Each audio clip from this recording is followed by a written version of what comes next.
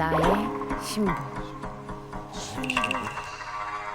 이번 사연은 최현지 님이 보내주셨습니다. 지난 2000년 제보자는 세상에서 가장 소름 끼치는 사랑의 세레나데를 듣게 됐다는데요.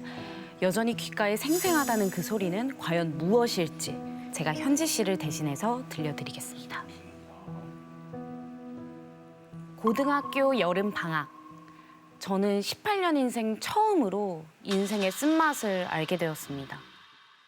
아버지의 사업이 쫄딱 망하면서 저 구석 달동네로 이사를 하게 됐거든요. 그렇게 트럭에 이삿짐을 싣고 굽이굽이 올라 도착한 곳은 여기다 내려놔, 여기다. 허름하고 낡은 주택. 건너편에는 떡하니 공사장까지 보이는 정말 우울한 곳이었습니다. 엄마, 우리 진짜 여기서 살아? 아유, 잠만 말고, 응? 이거 다 가져다 놔. 우리 다시 이사 가자. 여기서 어떻게 살아? 아유, 됐어. 아이고, 언제 채들래? 아유, 철없다. 제가 쓸방이라길래 그래도 조금은 기대했는데 웬걸? 벽지에는 곰팡이가 잔뜩 피어 있는 거예요. 쿰쿰한 냄새에 뭐야? 방에 창문이 없는 거예요. 창문이 없어. 게다가 뭐야? 누가 뭐 신문지를 붙여놨어. 벽 한쪽이 신문지로 덕지덕지 도배가 돼 있고요. 누가 왜 이런 걸 붙여놨어? 벽 가까이 다가가 조심조심 신문지를 뜯어봤습니다. 뭐야? 창문이 있었잖아. 창문이 있는데 왜? 아니 생긴 것도 멀쩡하고 창밖에서도 햇빛이 아주 잘 들어왔어요. 그제야 좀 사람 사는 방 같더라고요. 도대체 왜 막아놨는지 이해가 가질 않았지만 당장 짐 정리가 급해서 신경 쓸 겨를이 없었죠. 정신없이 청소를 끝내고 나니까 벌써 늦은 밤. 이불 위에 눕자마자 금세 골아 떨어졌습니다. 그런데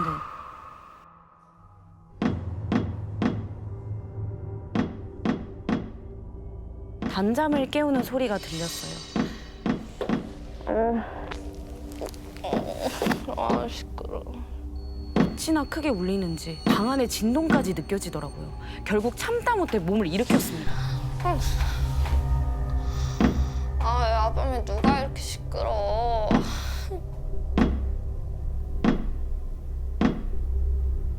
그런데 가만히 들어보니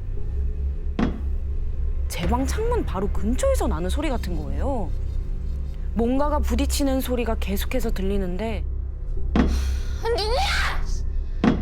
버럭 소리를 지르며 창문 밖을 내다봤죠. 그런데 아무것도 없는 거예요. 잠 못 자.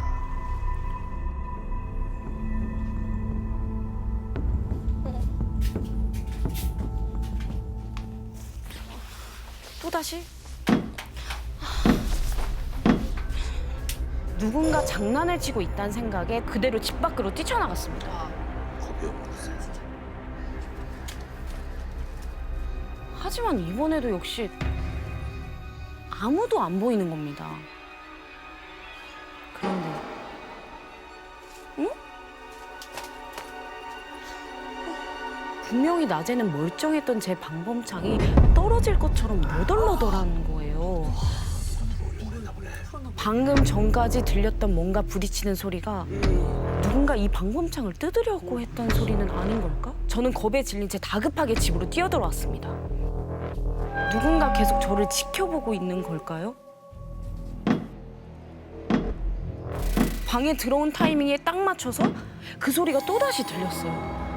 그런데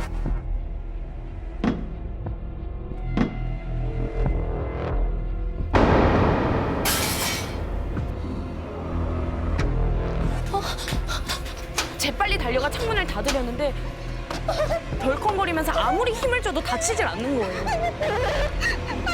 그때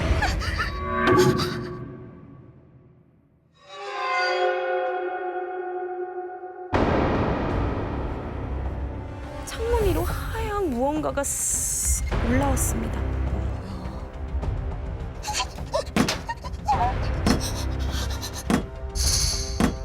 안전모를 쓴 남자가 창틀에 붙어서 머리를 박고 있었다. 아, 나 이거 무서워. 미안해 기계.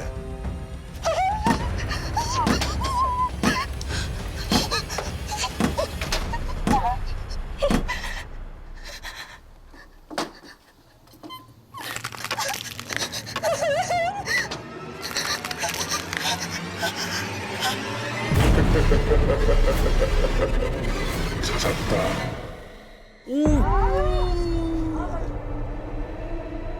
그건 사람이 아니었어요. 도망치고 싶었지만 몸이 꿈쩍도 하질 않고 그런 제 모습을 남자가 즐겁게 쳐다보다가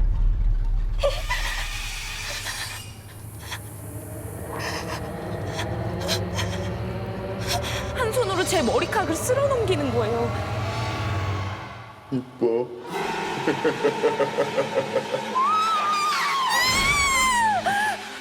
저는 그대로 기절하고 말았습니다. 그리고 다음 날 아침 눈을 뜨자마자 저는 급하게 신문지부터 찾았어요. 다들 나랑 똑같은 거 봤던 거야. 그래서 이렇게 신문지로 막아놓으더라. 창문에 다시 덕지덕지 신문을 붙이는 걸 보곤 어머, 아유 얘가 지금 뭐 하는 거야? 아이고 왜 멀쩡한 창문을 막고 그래? 아, 엄마, 이거 귀신 나오는 창문이야. 현지야. 하지만 엄마는 어젯밤 있었던 일을 듣고도 대수롭지 않게 말하셨어요. 아이고, 이사 와서 첫날이라 악몽 꾼 것 같은데? 도저히 믿지 못하는 엄마에게 저는 울며불며 사정했습니다. 당장 이사 갈 거 아니면 신문지라도 붙일 수 있게 해달라고요.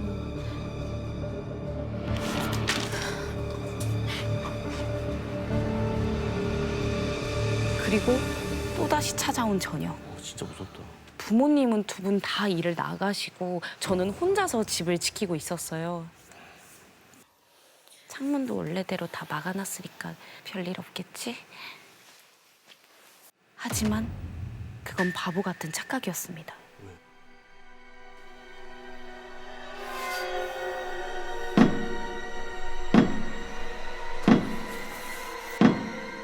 창문 밖에서 또 그 소리가 들려오는 거예요.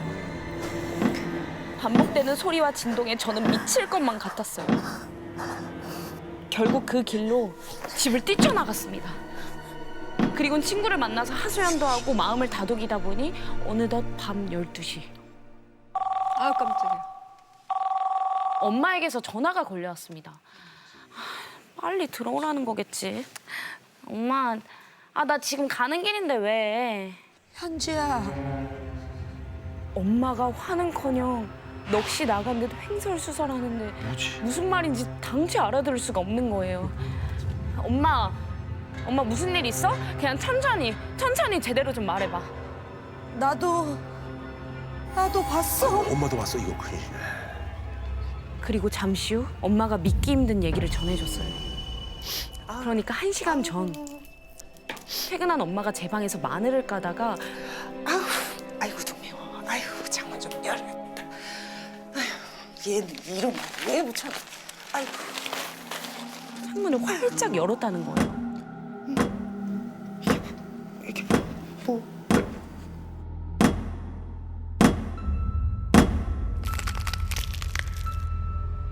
제가 봤던 그 남자가 인상을 잔뜩 찌푸리며 엄마를 노려보고 있었다는 거예요. 그리고 아빠가 들어오자 거짓말처럼 휙 사라졌다면서요. 이 집에 귀신이 붙어 있는 것 같아. 엄마는 벌써 무당을 불러다 기도까지 했다면서 빨리 집에 들어오라고 재촉했어요. 무당이 저를 꼭 봐야 한다고 말했다고 말이죠.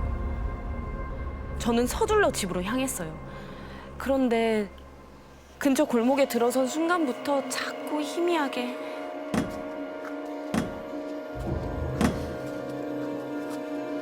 창문 밖 그 남자의 소리가 들려오는 거예요. 차마 고개를 돌리지도 못하고 앞만 보며 빠르게 걷는데 이제 조금만 더 가면 돼. 집 바로 앞에 있는 코너를 도는 순간 TV에서 봤던 남자가 집 앞에서 저를 기다리고 있는 거예요.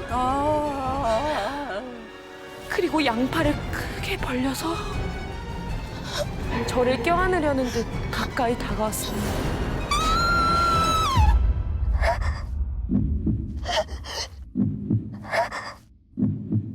현지야, 최현지, 야 정신 차려. 다시 눈을 떴을 땐 마중 나온 아빠가 저를 걱정스럽게 내려다보고 있었죠. 너희들 얘기를 들었구나. 현지야, 얘 또 왜 이래? 아빠의 부축을 받으며 겨우 도착한 집. 엄마 말대로 이미 무당이 도착해 구석구석 부적을 붙이고 있었습니다. 그런데 제가 방에 들어서자 무당이 하던 일을 멈추고 저를 빤히 노려보기만 하는 거예요. 왜 안 보이나 했더니 여기 붙었네. 무당의 말을 듣자마자 등 뒤에서 오싹한 기운이 느껴졌어요.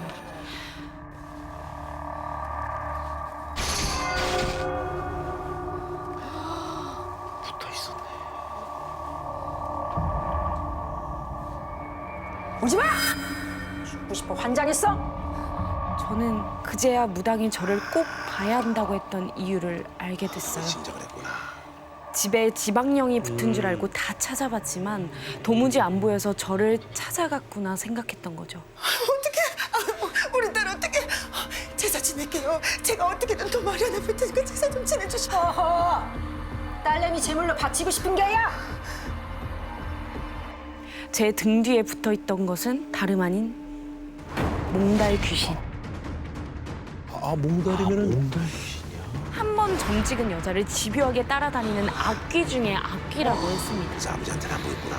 몽달 귀신은 누울 자리가 없어서 함부로 제사를 지냈다간 오히려 이곳에 눌러앉을 구실만 만들어준다는 거예요. 너무 무섭네. 무당은 살고 싶으면 자기 말을 따라야 한다며 한 가지 비방을 알려줬습니다. 네 몸에 항상 지니고 있는 물건 있지? 당장 이리네.